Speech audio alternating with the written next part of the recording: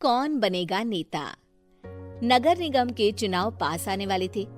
पूरे कानपुर शहर में टिकट को लेकर मारामारी शुरू थी, लेकिन सबसे ज्यादा चर्चा में वार्ड नंबर 40 की सीट थी। वो इसलिए क्योंकि इस बार वहां की सीट महिला के लिए आरक्षित थी। अब सवाल ये था कि चुनाव लड़ेगा कौन। इससे पहले ठाकुर साहब वहां से पार्षद थे और इस बार उन्होंने अपनी पत्नी सीमा ठाकुर को टिकट दिलवाई और ठाकुर साहब की शान के कारण सीमा जी ने 20,000 वोटों से चुनाव जीत लिया। अरे बधाई हो सीमा भाभी, अब तो आप वार्ड की पार्षद बन गई हैं। अब तो हमारे काम आप ही करवाएंगी। अरे ये तो सिर्फ नाम की पार्षद बनी है, वो तो महिला सीट आ गई, वरना पार्षद तो मुझे ही बनना था। अब भले ही चेहरा इसका होगा, लेकिन पावर तो मेरी ही होगी। अरे वाह भाई साहब, क्या दिमाग लगाया है आपने भी। आइए आप लोग, खाना लगा दिया है सबके लिए। सीमा जी पार्षद बन चुकी थी, फिर भी उनकी एक ना चलती। सारे काम ठाकुर साहब खुद ही संभाल लेते और जहाँ जरूरत पड़ती वहाँ सीमा जी का अंगूठा लगवा लेते। सीमा जी ज्यादा पढ़ी लिखी भी नहीं थी। एक दिन ठाकुर साहब और सीमा एक प्रोग्राम में जाते हैं। अरे ठाकुर साहब, आप आ गए। ओहो, पार्षद मैडम भी आ गई हैं। स्वागत है आप दोनों का।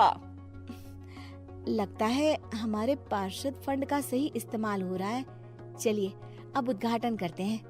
ये लीजिए ठाकुर साहब कैची, आप ही सबसे पहले प्रवेश कीजिए। सब लोग आगे निकल जाते हैं और सीमा जी पार्षद होने के बावजूद भी पीछे खड़ी रह जाती हैं। वो देखती हैं कि वेलकम बोर्ड पर उनका नाम है, लेकिन महिला होने के कारण कोई उनका सम्मान नहीं कर रहा। अगले दिन एक आदमी उनके घर आता है। अरे ठाकुर साहब नमस्कार। कल ना हम नोटिस किए कि हमारा घर तो अवैध है और नगर निगम वाले उसे तोड़ने आ रहे हैं। अरे कुछ कीजिए ना ठाकुर साहब।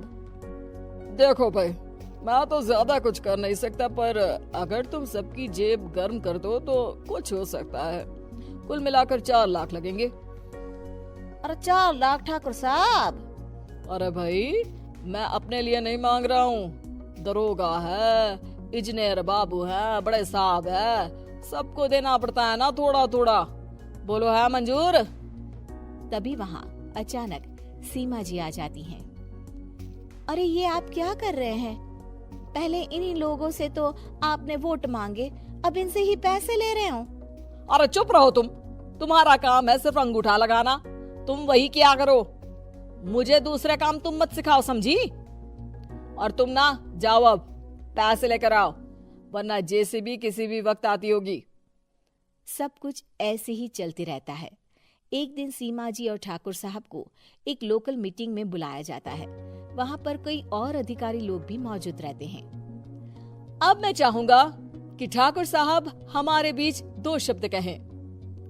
मेरे प्यारे भाइयों और बहनों, आज मेरा सौभाग्य है कि मैं आप सबकी सेवा दिन रात कर पा रहा हूँ। आपने मेरी पत्नी को भारी मतों से जिताया है, इसलिए मैं आप सभी का शुक्रगुजार हूँ। मैं आप सबसे वादा करता हूँ कि हमेशा की तरह हमारे वार्ड में किसी को कोई तकलीफ नहीं आने दूंगा। सभी लोग तालियां बजाने लगते हैं। अब मैं माननीय पार्षद मैडम को स्टेज पे बुलाना चाहूंगा।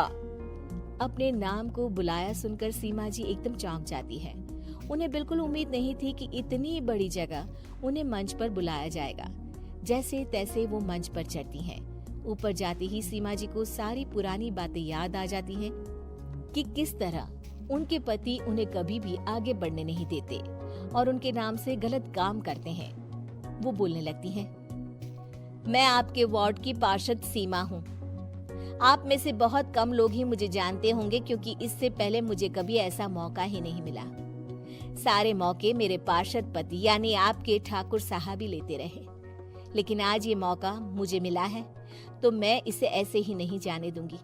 मैं आपको ये बताना चाहती हूँ कि आपके ठाकुर साहब मेरे नाम की आड़ में गैर कानूनी काम करते हैं, जिस पर अंगूठों के निशान मेरे होते थे।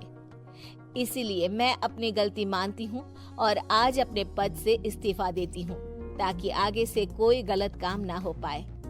अब फैसला आप सबके हाथ में है कि आप हमें क्या सजा देना चाहते हैं। सीमा जी की बातें सुनकर ठाकुर साहब के चेहरे का रंग उड़ जाता है और वो शर्म से मुंह नीचा करके वहां से चले जाते हैं और पद से इस्तीफा देकर ही सही सीमा जी अपने आप में आत्मविश्वास महसूस करती हैं।